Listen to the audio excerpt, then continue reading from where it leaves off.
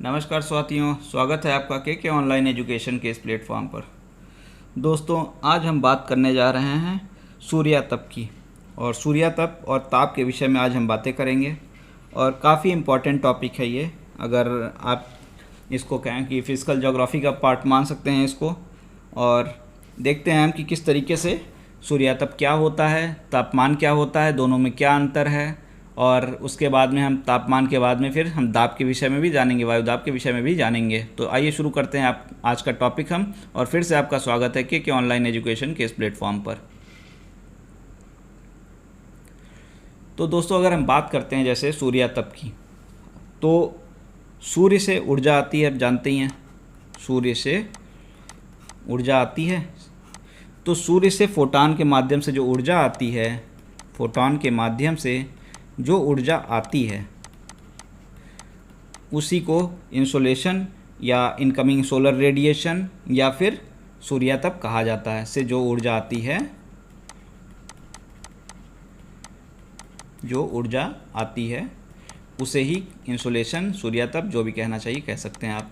Incoming solar radiation, incoming solar radiation, ठीक है। और इसी को आप क्या कह सकते हैं, सूर्यातप कह सकते हैं, जो कि शॉर्ट वेवलेंथ की होती है। लघु तरंग विकिरण, लघु तरंग विकिरण होती है, लघु तरंग पार्थिव विकिरण के, ठीक है।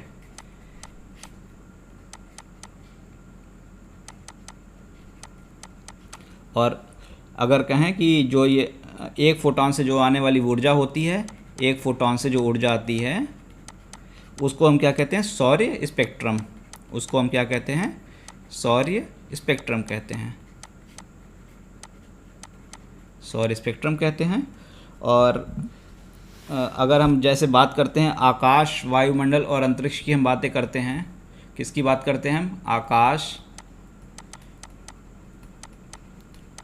ठीक है, वायुमंडल, आकाश, वायुमंडल और अंतरिक्ष, इनकी बातें हम करते हैं। तो जहाँ तक जलवाष्प और धूलकण जाता है, जहाँ तक जलवाष्प एवं धूलकण जाए, धूलकण जाता है, उसको हम आकाश कहते हैं, उसको हम आकाश कहते हैं, ठीक है। और अगर हम बात करें कि आकाश नीला दिखाई देता है क्या वायुमंडल नीला दिखाई देता है, तो जवाब होगा हमको आकाश नीला दिखाई देता है, ठीक है। और इस तरीके से आकाश और वायुमंडल, वायुमंडल तो आप जानते हैं गैसों का संगठन होता है, और जहाँ तक का जलवाष्प और धूलकण होगा वहीं तक आकाश होगा, ठीक है। तो उसके बाद में हम और आगे चलते हैं अगर, ठीक। तो अगर हम जब जैसे बात करते हैं कि सूर्य से जो ऊर्जा आती है, जो सूर्य से ऊर्जा आती है उसको हमने कहा क्या है, सूर्यातप है, ठीक है। तो ये जो सूर्यातप है, यह जो सूर्यातप है, ये इसके जो पृथ्वी के वायुमंडल में जब ये आता है, जब ये पृथ्वी के वायुमंडल में आता है, पृथ्वी के वायुमंडल में जब ये आता है तो एक निश्चित रेट से आता है, एक निश्चित रेट से आता है, निश्चित दर से आता है। और जिस रेट से ये आता है इसे कहा जाता है सौर्य स्थिरांक, सौर्य स्थिरांक कहा जाता है इसको। और अगर हम बात करें कि इसको किससे मेज़र किया जाता है, तो इसको मेज़र किया जाता है सोलारी मीटर से, सोलारी मीटर से, सोलारी मीटर से, ठीक है। और 1000 किलोमीटर की हाइट पर, 1000 किलोमीटर की ऊंचाई पर, ऊंचाई पर प्रति वर्ग सेंटीमीटर, प्रति वर्ग सेंटीमीटर में जितनी ऊर्जा है, से जितनी ऊर्जा आती है, जितनी ऊर्जा आती है उसे ही क्या कहते हैं हम, ये सौर्य स्थिरांक कहा जाता है, ठीक है। तो 1000 किलोमीटर की ऊंचाई पर प्रति वर्ग सेंटीमीटर से जितनी ऊर्जा आ रही है उसको हम क्या कहेंगे, सौर्य स्थिरांक कहते हैं, सोलर कांस्टेंट कहते हैं। और अगर इसकी एवरेज वैल्यू आप माने तो इसकी एवरेज वैल्यू जो होती है 2 कैलोरी पर सेंटीमीटर स्क्वायर पर मिनट होती है। ठीक है, तो ये अगर हम कहें तो इस तरीके से हम बात कर सकते हैं इसके लिए। और जनवरी में जब उपसौर की कंडीशन होती है, जनवरी में जब उपसौर की कंडीशन होती है, जब सूर्य पृथ्वी के सबसे पास होता है, नेक्स्ट स्लाइड में हम लिख देते हैं इसको, जब जनवरी में सूर्य पृथ्वी के पास हो, सूर्य पृथ्वी के पास होता है, तब इसकी वैल्यू 2.01 होती है, उपसौर की कंडीशन जब रहती है मतलब। और जब जून में अपसौर होता है, जब जून में अपसौर होता है, तब इसकी वैल्यू न्यूनतम हो जाती है। जब सूर्य की स्थिति दूर में होती है तब इसकी वैल्यू हो जाती है 1.89। ठीक है, जब सूर्य सबसे दूर स्थिति में रहता है तब। तो इसकी वैल्यू एवरेज में तो 2 होती है, और वैसे मिनिमम वैल्यू अगर आप पूछेंगे तो 1.89 होती है। चलिए आगे चलते हैं। तो अगर हम बात करें तो जैसे जैसे हम जब सूर्य तब पृथ्वी पर आता है, जब ये सूर्य तब पृथ्वी पर आता है तो जो आप जानते हैं कि वायुमंडल में जलवाष्प और धूलकण उपस्थित रहते हैं। सूर्य तब जब सन से आ रहा होता है, ठीक है, तो जो बीच में हमारा वायुमंडल पड़ता है, जो वायुमंडल पड़ता है, इसमें क्या होते हैं, इसमें जलवाष्प होता है, इसमें जलवाष्प होता है, इसमें धूलकण होते हैं, इसमें धूलकण होते हैं, और इसमें गैसेस होती हैं, इसमें गैसेस होती हैं। तो जब ये सूर्य की ऊर्जा जब ये नीचे आ रही होती है, सूर्य तप आ रहा होता है, तो इस वायुमंडल में ये इन तीनों से प्रभावित होता है। क्या होता है? इन तीनों से ही प्रभावित होता है। और जैसे हम अगर बात करते हैं तो सबसे ऊपर 12 किलोमीटर पर अगर हम बात करें इसकी, तो वहाँ पर बादल मिलते हैं। क्या मिलते हैं? बादल मिलते हैं। और इन बादलों में होते हैं हिमकण। बादलों में क्या होते हैं? हिमकण। और ये हिमकण जो होते हैं, इनको जो सूर्य तप आ रही होती है उनको परावर्तित कर देते हैं। उनको क्या करते हैं? ये सूर्य तप को परावर्तित कर देते हैं। ठीक है। और लेकिन ऐसा नहीं कि पूरा का पूरा परावर्तित कर देते हैं। जैसे ही आ रही है तो इनमें से कुछ पोर्शन परावर्तित हो जाता है और कुछ पोर्शन फिर से हमारा आ जाता है आगे। तो सबसे पहले अगर हम बात करें तो इसमें परावर्तन क्या हो जाता है और कुछ ही सूर्य तप का भाग पृथ्वी की तरफ आता है। और फर्दर जब नीचे आता है तो क्या मिल जाते हैं? जलवाष्प मिलती है।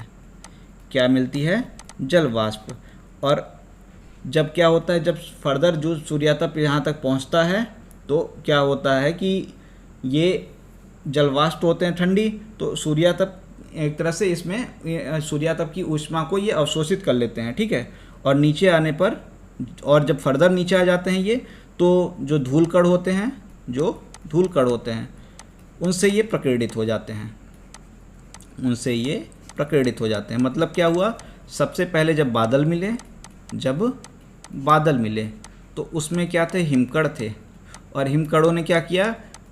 कुछ परावर्तन किया, कुछ आने दिया। और जो आ रहे थे उनको फर्दर मिले जलवाष्प। जलवाष्प होंगे ठंडे और ये है गर्म, तो इसकी ऊष्मा को ये ग्रहण कर लेगा जलवाष्प, तो उसको अवशोषित कर लेगा। और फर्दर जब और नीचे आएगा तो धूलकण मिलेंगे इसको, तो धूलकण इसको क्या कर देते हैं? इसको स्कैटर कर देते हैं, प्रकीर्णित कर देते हैं।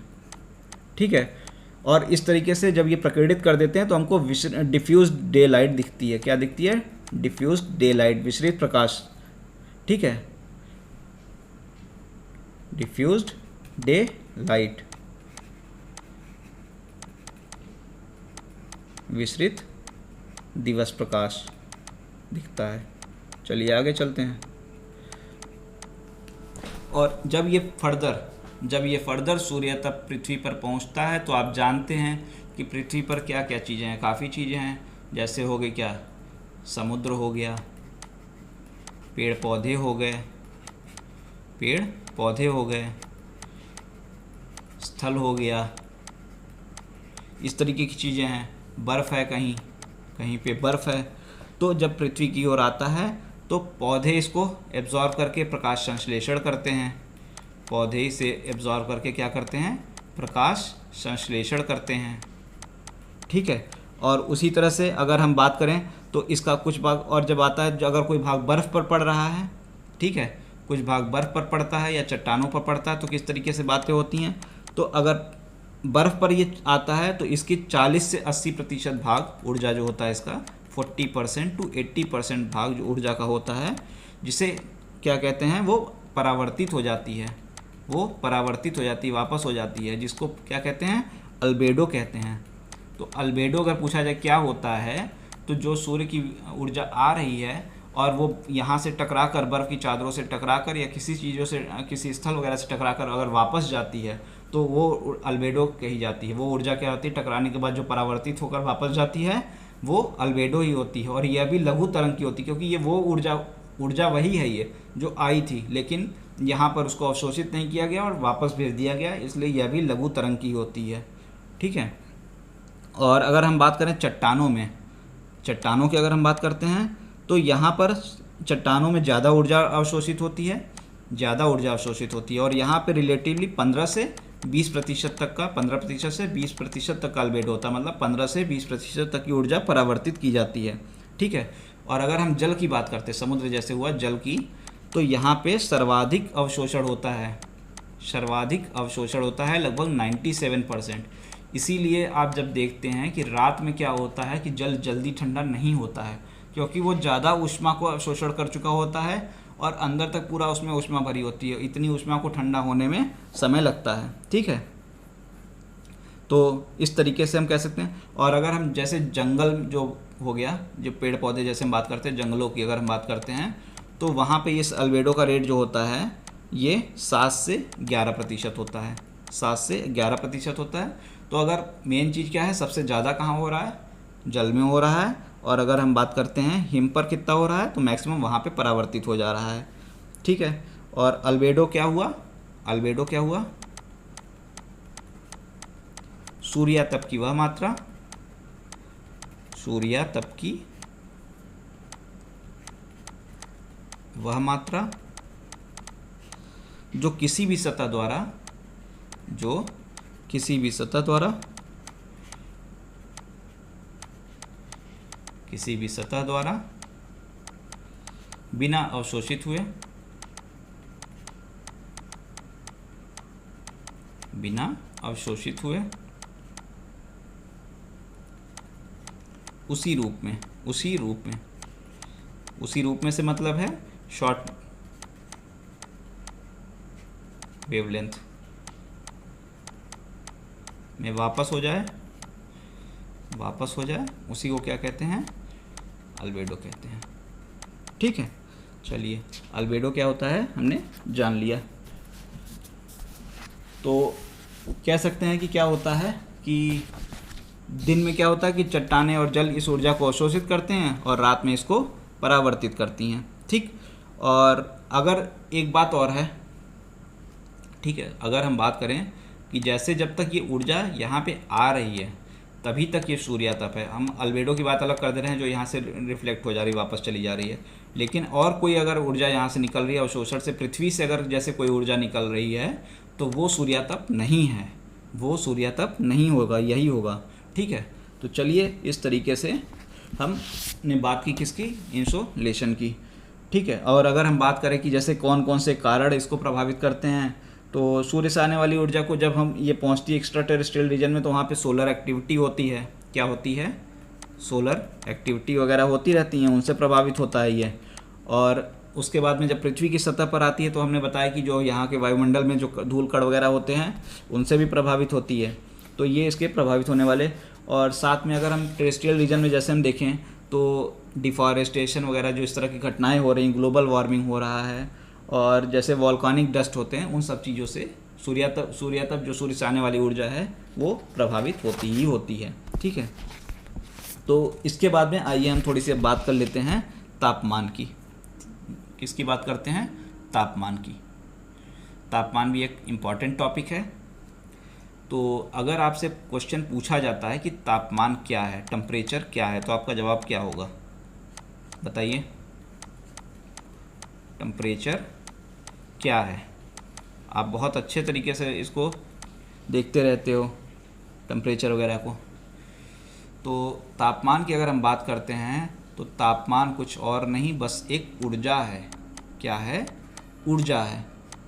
ठीक है। और जैसे कि हमने बताया कि वायुमंडल में क्या होता है? वायुमंडल में जलवाष्प,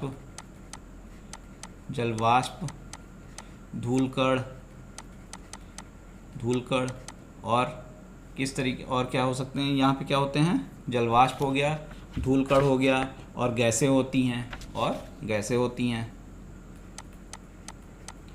तो क्या होता है कि जब पृथ्वी से ऊर्जा निकलती है, तो ये वायुमंडल के संगठनों द्वारा क्या होती है? अवशोषित हो जाती है। वायुमंडल के संगठनों द्वारा अवशोषित हो जाती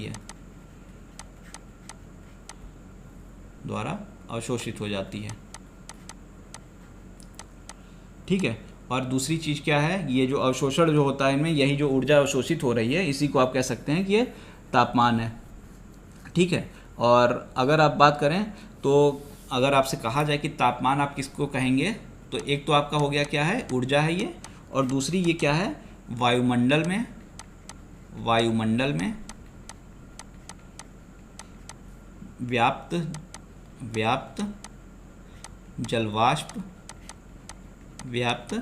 जलवाष्प, धूलकण और गैस, इनमें जो विद्यमान ताप ऊर्जा होती है, इन्हीं में विद्यमान ताप ऊर्जा जो होती है, ताप ऊर्जा जो है, यही क्या है? तापमान है। तो तापमान क्या है? एक अगर आपसे पूछ लिया जाए या ऑब्जेक्टिव क्वेश्चन में है कि तापमान क्या चीज़ होती है, तो आपका जवाब क्या होगा? ऊर्जा है। ठीक है। चलिए थोड़ा सा हम नेक्स्ट स्लाइड पे चलते हैं, बातें और करते हैं। बातें बहुत हैं करने को। चलिए अच्छा एक बात बताइए, यहाँ से आ रही है सूर्य से,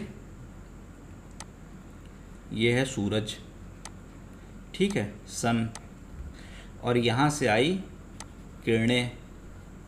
ये किरणें कैसे आ रही हैं? लॉन्ग है या शॉर्ट वेवलेंथ की हैं?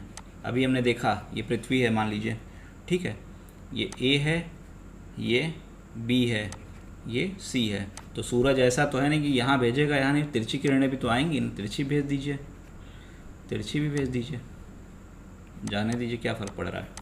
ठीक है।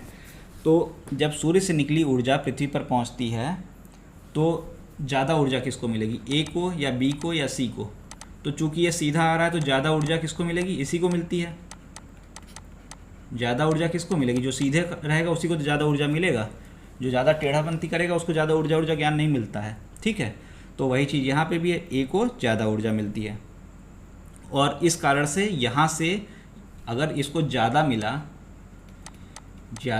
तो ज़्यादा अवशोषित भी तो करेगा, तो ज़्यादा अवशोषित भी करेगा ये। तो अगर क्वेश्चन ये हो कि ए बी सी में किसको ज़्यादा मिला और कौन ज़्यादा अवशोषित किया, तो कौन ज़्यादा अवशोषित करेगा? ए ही करेगा। तो हाई टेम्परेचर यहाँ पे होगा, यहाँ पे हाई टेम्परेचर होगा, कंपेरेटिवली यहाँ पे इन दोनों स्थानों पे क्या रहेगा? रिलेटिवली यहाँ पे लो टेम्परेचर होगा। अगर इन दोनों से आप तुलना करेंगे तो यहाँ पे ज़्यादा तापमान, ज़्यादा ऊर्जा आ रही है और ज़्यादा अवशोषित भी हो रही है। तो इस तरीके से ये हुआ। ये तो हो गई दिन की कहानी। जब रात में सूरज भैया सोने चले जाएंगे तो यहाँ से जो ऊर्जा अवशोषित हुई है वो वापस भी तो जाएगी, हमने देखा है। और ये कैसे जा रही है? लॉन्ग वेव से या शॉर्ट वेव? ये तो हमारा हो गया शॉर्ट से वेवलेंथ वाली थी, और ये जो जाती है ये होती लॉन्ग वेव, दीर्घ तरंग पार्थिव विकिरण होती है। जो जाने वाली है वो दीर्घ तरंग पार्थिव विकिरण होती है। ठीक है। तो अच्छा एक बात बताइए, जब ये जाएगी ऊपर, मान लीजिए ये पॉइंट ए है, ये पॉइंट बी है, ये पॉइंट सी है, ये पॉइंट डी है, ठीक है, तो ए बी सी डी में कहाँ पर तापमान ज़्यादा होगा? ए बी सी डी कहाँ पर तापमान ज़्यादा होगा बताइए? ए पर या बी पर या सी पर या डी पर? तो देखिए इसका जवाब हम देखते हैं।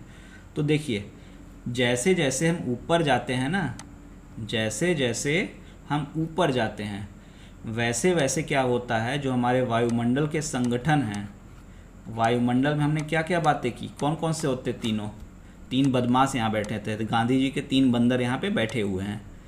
एक है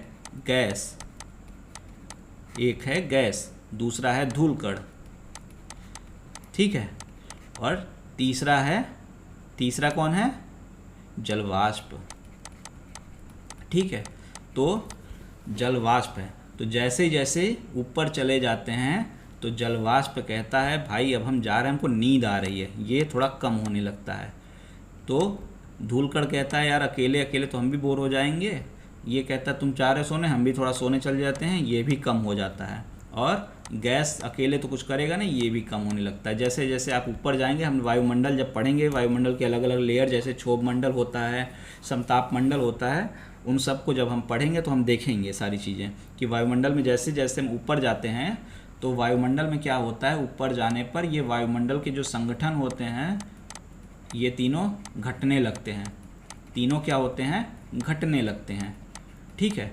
तो घटने लगने से क्या होती है, इनकी संख्या ऊपर में कह सकते हैं, कुल मिला के इनका जो वॉल्यूम या जो भी कहना चाहें, ये ऊपर में क्या होगा, कम होगा, ये ऊपर में क्या होगा, कम होगा, और नीचे में क्या होगा, अधिक होगा, क्या होगा, अधिक होगा। चलिए ठीक है, होने दीजिए अधिक और कम। अब थोड़ा सा तापमान की परिभाषा अभी हमने क्या देखी उसको बताइए। तापमान की परिभाषा हमने क्या देखी, तापमान भैया ऊर्जा, वही ताप ऊर्जा तो है ना, वही तो ताप ऊर्जा है जो ये वायुमंडल इसको एब्जॉर्ब करता है, वायुमंडल के संगठन जो इसको एब्जॉर्ब करते हैं, जो तापमंडल, उनके अंदर जो ऊर्जा होती है ताप ऊर्जा, वायुमंडल के संगठन में जो ताप ऊर्जा होती है वही तो ताप है, वही क्या है, वही तो तापमान है ना।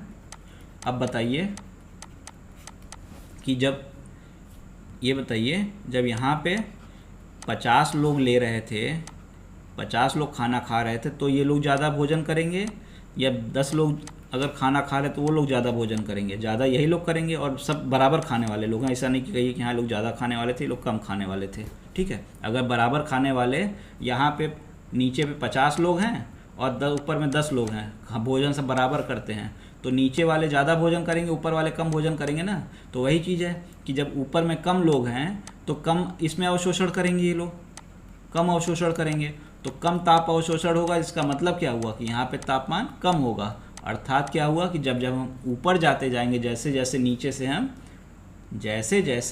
से ऊपर जाते हैं, तापमान क्या होता है, कम होता है। नीचे से ऊपर जाने पर तापमान क्या हुआ, कम हुआ, ठीक है। तो चलिए इस तरीके से हम क्या कह सकते हैं कि जब पृथ्वी से ऊपर जाते हैं, लिखना चाहें तो लिख भी लेते हैं, जब पृथ्वी से ऊपर जाते हैं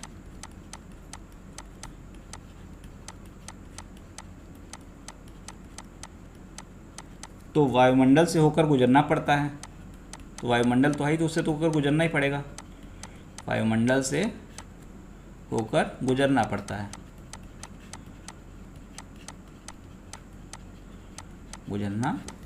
है,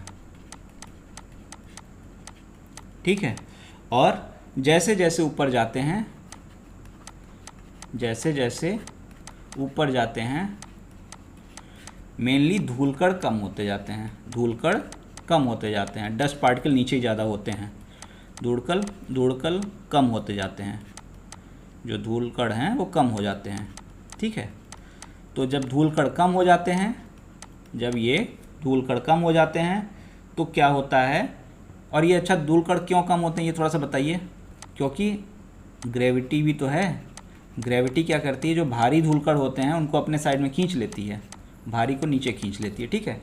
तो ये धूलकण कम हो जाते हैं, और इससे क्या होता है, ठीक है, इससे क्या होता है कि ऊपर में धूलकण कम हो जाते हैं, और ये ग्रेविटी जो है सिर्फ इसको नहीं, जो हमारी गैसेज होती हैं और जो हमारी जलवाष्प होती हैं उनको भी नीचे खींचता है, साथ ही जो जलवाष्प व गैस भी नीचे आ चुके होते हैं, नीचे आ जाते हैं गुरुत्व बल के कारण, गुरुत्वाकर्षण के कारण से नीचे आते हैं, और ऊपर का जो वायुमंडल होता है वो विरल होता है। ऊपर वायुमंडल विरल होता है। वायुमंडल क्या होता है? विरल होता है। ठीक है, और मतलब कह सकते हैं ऊपरी वायुमंडल विरल होगा और इस कारण, और नीचे सघन होगा, नीचे सघन होगा। और परिणामतः क्या होता है? जैसे जैसे ऊपर जाएंगे, ऊपर जाते वक्त, ऊपर जाते समय तापमान घटता जाएगा, तापमान घटता जाएगा। ठीक है, तापमान क्या होगा? घटता जाएगा। तो इस तरीके से हम तापमान के बारे में हम जान लेते हैं कि तापमान क्या होता है और तापमान किस तरीके से ऊपर जाने पर तापमान में क्या परिवर्तन आता है। चलिए आगे बढ़ते हैं, हम थोड़ा सा और बढ़ते हैं। तो अगर हम बात करें कि जब हम तापमान का मापन करते हैं तो ये चीज़ तो आपको पता ही होगी कि तापमान को मापने के लिए 3 इकाइयाँ हैं, 3 स्केल हैं, डिग्री सेल्सियस, फ़ारेनहाइट और केल्विन। ठीक है, तो वायुमंडल में हम जनरली जब टेम्परेचर मापते हैं तो डिग्री सेल्सियस में ही मापते हैं, और जब तक अगर हम बात करें कि समुद्र तल में, तो समुद्र में नॉर्मली केल्विन में मापा जाता है। ठीक है, और अगर आपसे बात की जाए कि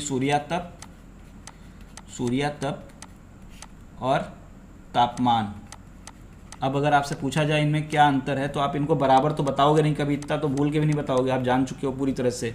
तो सूर्यातप और टेम्परेचर में क्या डिफरेंस है आप बता सकते हो। ये सूर्य से आने वाली लघु तरंग ऊर्जा है, सूर्य से आने वाली लघु तरंग ऊर्जा है, और ये वाली क्या है? ये क्या है? पृथ्वी से वापस जाने वाली दीर्घ तरंग पार्थिव विकिरण, दीर्घ तरंग पार्थिव विकिरण, दीर्घ तरंग पार्थिव विकिरण की जो मात्रा अवशोषित होती है किसके द्वारा? वायुमंडल द्वारा अवशोषित मात्रा, वायुमंडल संगठन द्वारा अवशोषित ऊर्जा। ठीक है, चलिए, तो इस तरीके से हम बात कर सकते हैं कि तापमान के बारे में हमने बातें कर ली। चलिए अब थोड़ा सा तापमान के वितरण के विषय में और चीज़ें हम देखते हैं। तापमान के वितरण के ही विषय में हम थोड़ा सा और चीज़ें देखते हैं। तो एक चीज़ हमने क्या देखी, हमने एक चीज़ अभी क्या देखी कि जहाँ पे जैसे ये सूरज है, तुझे सूरज कहूँ या चंदा वाला सूरज, ठीक है, ये सन है, सन ने भेजी ऊर्जा, सीधे वाले को दिया ज़्यादा, तिरछे वाले को दिया कम, जो तिरछा था उसको दिया कम और सीधे वाले को दिया ज़्यादा। ठीक है, तो यहाँ पे क्या होगा? हाई टेम्परेचर, और यहाँ पे क्या होगा? Low temperature. एक लाइन बना देते हैं बराबरी के लिए, चलिए मान लीजिए, ठीक है, बराबर में ही मान लीजिए यहाँ पे है। ठीक, यहाँ पे भी क्या है? लो टेम्परेचर है। चलिए अच्छी बात है, लो टेम्परेचर, हाई टेम्परेचर बने रहने दीजिए। तो देखिए, जब यहाँ का वायुमंडल हो जाएगा गर्म, यहाँ पे सीधे सीधे जा रही है ज़्यादा ऊर्जा, तो यहाँ का वायुमंडल तो होगा गर्म, यहाँ का वायुमंडल क्या होगा? गर्म होगा। ठीक है, और गर्म होके हो जाएगा हल्का, गर्म होके हल्का और लगेगा उठने। जब ये गर्म होके उठने लगेगा तो वो किस तरीके से उठ रहा है? संवहनी तरंग के रूप में उठेगा। गर्म होके जब उठती है हवा तो वो संवहनी रूप में उठती है, संवहनी तरंग के रूप में। ठीक है, संवहनी रूप में उठेगी यहाँ से हवा। जब यहाँ से ये कौन उठ रहा है? हवाएं यहाँ की गर्म होके उठ रही हैं, गर्म होकर उठेंगी। यहीं की क्यों उठ रही हैं? क्योंकि यहाँ का टेम्परेचर ज़्यादा है। ठीक है, यहाँ पे ज़्यादा अवशोषण हो रहा है, ज़्यादा हवा ज़्यादा आ रहा है, तो यहाँ का जो टेम्परेचर है वो ज़्यादा है, इसलिए यहाँ की हवाएं जल्दी गर्म हो जाएंगी और गर्म होके वो हवा ऊपर उठती हैं। हवा गर्म होने से हल्की हो जाती है, ऊपर उठती है, और वो कैसे उठती है? संवहनी रूप में उठती है। चलिए ऊपर उठ जाती है, जाने दीजिए।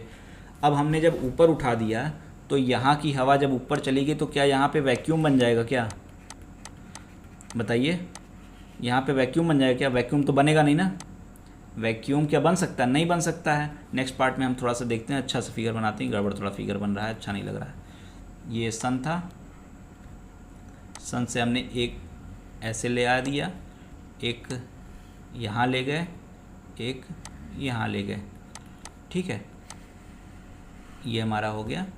और उसके बाद में अगर हम बात करें तो ये तो हमारी आने वाली हो गई, क्या हमारा इनकमिंग सोलर रेडिएशन, सूर्य से आने वाली ऊर्जा हुई, सूर्य से आने वाली, ठीक है।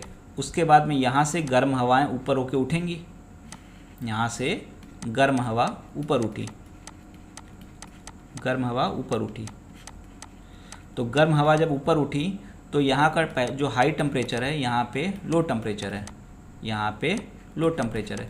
तो यहाँ पे क्या हुआ, यहाँ पे वैक्यूम तो बन नहीं जाएगा। यहाँ पे जैसे ही जगह खाली हुई तो यहाँ वाली जो हवाएं हैं, ठंडी हवाएं, वो ठंडी पवन के झोंके लेकर यहाँ पे आ गई, और आप यहीं पे खड़े हो जाएंगे तो आपको बहुत ठंडी ठंडी हवा फील होगी, ठीक है।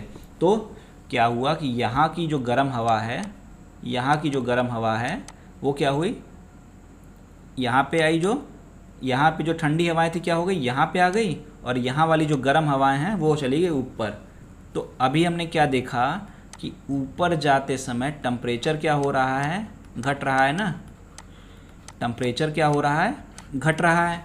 लेकिन अब यहाँ से पे ये बताइए, बहुत ध्यान से सुनिएगा, जब यहाँ से ये गर्म हवा, जब गर्म हवा ये ऊपर जाएगी तो आसपास का यहाँ का जो क्षेत्र है, ये वाला मान लीजिए यहाँ तक गई, तो यहाँ पे ये गर्म हवा की वजह से गर्मी बढ़ जाएगी कि नहीं, यहाँ पे गर्मी क्या होगी, बढ़ जाएगी, मतलब टेम्परेचर बढ़ जाएगा कि नहीं।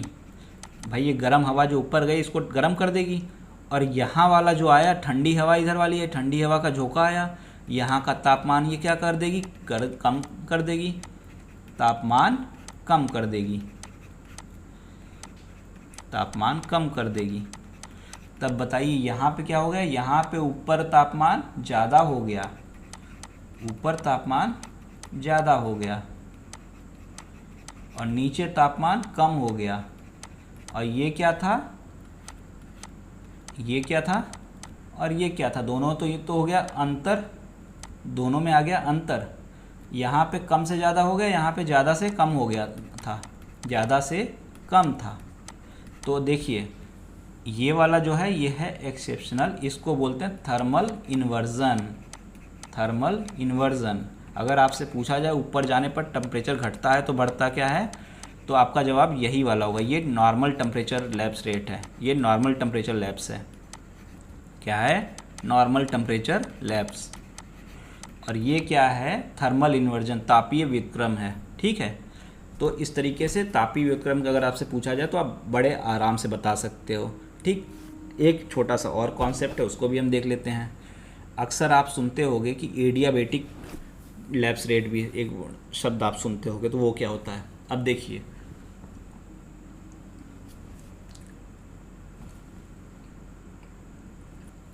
तो क्या होता है, देखिए देखिए, जब ये ऊपर गया, यहाँ से गया ऊपर, तो यहाँ पे हो गई गर्मी, यहाँ पे हो गई गर्मी, तो क्या हुआ, यहाँ पे होती है गर्मी, और पास का जो टेम्परेचर है वो तो है क्या, ठंडा है। नॉर्मली तो क्या हो रहा था, टेम्परेचर ऊपर जाने पे कम हो रहा है ना, तो यहाँ से जो है ऊष्मा किधर चली गई, यहाँ से यहाँ टेम्परेचर ट्रांसफ़र, हीट ट्रांसफ़र होगा इन सबको, ले लो टेम्परेचर, ले लो टेम्परेचर। तो यहाँ पे जो टेम्परेचर ट्रांसफ़र हो रहा है, ठीक है, इससे क्या होता है, इसी को कहते हैं एडियाबेटिक लैप्स रेट। यहाँ से जो टेम्परेचर गिरता है, एडियाबेटिक लैप्स रेट, और ये काफ़ी फास्ट होता है, ठीक है। अगर हम टेम्परेचर लैप्स रेट के हिसाब से देखें तो जो हमारा नॉर्मल वाला होता है, जो हमारा नॉर्मल टेम्परेचर लैप्स रेट है, उसकी अगर हम बात करते हैं, सामान्य ताप स्तर, इसकी अगर हम बात करें तो ये प्रति 1000 फीट पर 3.6 के अराउंड होता है, 3.65 फ़ारेनहाइट के अराउंड होता है प्रति 1000 फीट पर, फिर ठीक है। और ऐसे ही अगर आप 165 मीटर तक में चले जाते हैं तो 1 डिग्री सेल्सियस होता है, प्रति 1 डिग्री सेल्सियस प्रति 165 मीटर पे और किलोमीटर में जब आप देखते हैं तो 6.5 डिग्री सेल्सियस प्रति किलोमीटर। ठीक है, तो इस तरीके से ये तापमान घटता है। और अगर आप बात करते हैं इसकी किसकी एडियाबेटिक की, तो पर 1000 में इसका जो वैल्यू होता है वो 5.5 फ़ारेनहाइट होता है पर 1000 फीट में, इसकी वैल्यू ज़्यादा होती है। ये हमारी बातें हो गई तापमान के विषय में, ये हमारी बातें हो गई तापमान के विषय में। और इसके बाद में एक छोटा सा टॉपिक और बच रहा है, क्षैतिज तापमान का वितरण, उसको भी हम देख ही लेते हैं, 5 मिनट लगेगा। क्षैतिज तापमान वितरण, उसको भी हम देख लेते हैं। क्षैतिज तापमान वितरण, क्षैतिज तापमान वितरण। देखिए जैसे ये है अर्थ हमारा, मान लीजिए बहुत अच्छा तो नहीं बना है, चलिए ठीक कोई बात नहीं, समझाने के लिए तो बहुत है। ये है हमारा अर्थ। अर्थ में हमारा ये होता है पोल, जानते ही हैं आप, पोल उत्तरी ध्रुव और दक्षिणी ध्रुव। ये हो गई हमारी बीच की भूमध्य रेखा, कौन सी हो गई हमारी भूमध्य रेखा 0 डिग्री पर। फिर हमारी यहाँ पे हो जाती है क्या, ये हमारे बना ही रखा है हमने, ये हमारी हो जाती है क्या कर्क रेखा, ट्रॉपिक ऑफ कैंकर। नीचे हमारी आ गई मकर रेखा, ठीक है, और यहीं पे 2 और आ जाते हैं, आर्कटिक और अंटार्कटिक। ठीक, उसके बाद में पोल। तो हमारा जो सूर्य होता है नॉर्मली मूव करता रहता है इन दोनों के बीच में, और सूर्य की जो सबसे ज़्यादा ऊर्जा आती है, सूर्य की जो सबसे ज़्यादा ऊर्जा आती है वो इसी भूमध्य रेखा को मिलती रहती है। तो हमारा ये भूमध्य रेखी क्षेत्र जो है हमारा, ये इसीलिए हमारा ज़्यादा गर्म भी रहता है, ज़्यादा यहाँ पे वर्षा वगैरह भी होती है, क्योंकि यहाँ तापमान वगैरह का वेरिएशन तो अच्छा खासा तापमान रहता है। ठीक है, तो अगर आपसे पूछा जाए कि भूमध्य रेखा से पोल की तरफ अगर आप जा रहे हैं, ध्रुवों की ओर आप जा रहे हैं अगर, तो क्या होगा, तापमान घटेगा कि बढ़ेगा? जाहिर सी बात है, अगर यहाँ पे सूर्य ज़्यादा देर समय तक रहे, ज़्यादा सूर्य के इधर ही प्रभाव रह रहा है, यहाँ पे केवल तिरछी किरणें ही जा पा रही हैं, तो ध्रुवों की ओर जाने पर भूमध्य रेखा से तापमान घटता है। क्या होता है? तापमान घटता है। ठीक है, और एक जैसे किसी हम बात करें पृथ्वी पर कोई एक स्थान ले लेते हैं, हम पृथ्वी पर कोई एक स्थान अगर हम ले लेते हैं तो क्या होता है कि 24 घंटे में दिन होता है और रात होता है ना। तो 24 घंटे अगर दिन में अगर किसी एक स्थान का पॉइंट कुछ मान लीजिए यहाँ पे मैक्सिमम टेम्परेचर हुआ है, तो रात में जब वो ठंडा होगा तो एक टाइम ऐसा है कि वहाँ पे मिनिमम टेम्परेचर होगा। तो इन दोनों का कि मैक्सिमम और मिनिमम का दिन में क्या हुआ, उस पॉइंट पे मैक्सिमम टेम्परेचर रहेगा, रात में वहाँ पे मिनिमम टेम्परेचर रहेगा। तो इसका हम एक एवरेज टेम्परेचर निकाल लेते हैं, ठीक है, एवरेज टेम्परेचर निकाल लेते हैं। और जैसा हम जानते हैं कि पृथ्वी पर अलग अलग अक्षांश हैं, इस तरह से अलग अलग अक्षांश हैं, जब उसका हम कोई एक वीडियो उसका भी बना के डाल देंगे, अलग अलग अक्षांश हैं। तो हर अक्षांश का एक फिक्स अपना एवरेज टेम्परेचर होता है। ठीक है, हर अक्षांश का अपना फिक्स एवरेज टेम्परेचर होता है। और इसी तरह से जब समान एवरेज टेम्परेचर वाले स्थानों को जब हम मिला लेते हैं, समान एवरेज टेम्परेचर वाली को मिलाते हुए अगर हम कोई रेखा खींचते हैं, तो वो रेखा होती हैं आइसोथर्म समताप रेखाएं। वो क्या होती हैं? आइसोथर्म। आज हमने अब तापमान के विषय में काफ़ी बातें कर ली हैं, और इससे ज़्यादा तापमान के विषय में ज़्यादा बातें करने का कोई मतलब है नहीं। और अब हम नेक्स्ट पार्ट में अपने करेंगे तापमान के बाद में दाब के विषय में, और दाब के बाद में हम करेंगे पवन, और पवन के बाद में हम करेंगे मानसून। तापमान, दाब, पवन, मानसून सब जुड़े हुए हैं, इसीलिए पहले किया तापमान। चलिए, और आज के लिए इतने पे रोकते हैं, नेक्स्ट पार्ट में फिर बातें करेंगे। Thank you.